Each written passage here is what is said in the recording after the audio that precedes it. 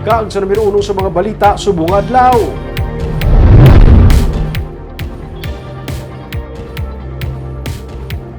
Isa ka 77 anyos ka babae ang ikasam nga napatay sa COVID-19 sa Bacolod City sang Lunes nga adlaw.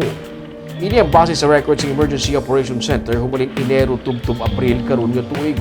Sunod sa kay Dr. Ana Maria Laardi Pornan, pamuno sa Bacolod EOC, naglabot naman sa 54 ang active cases sa syudad. Pero nagapabilin nga naka-home quarantine ang kalabanan sa mga nalatnan sa COVID-19. Handa naman karon ang temporary treatment and monitoring facilities sa syudad sa Barangay Vista Alegre para sa mga pasyente sa nagakinahanglan nga ma-isolate. Si Mayor Aldi Benitez nagmando na nga ipatuman ang mandatory use of face mask sa public transportation kag healthcare facilities agud mapahagan-hagan ang nagasaka nga COVID-19 cases sa syudad.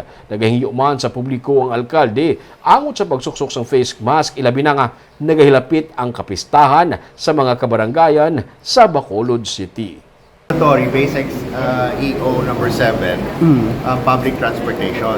So, ina-interpret ko na yung public transportation, ang mga enclosed yung public transportation, may mga modernized jeep, mga buses na ito, air condition.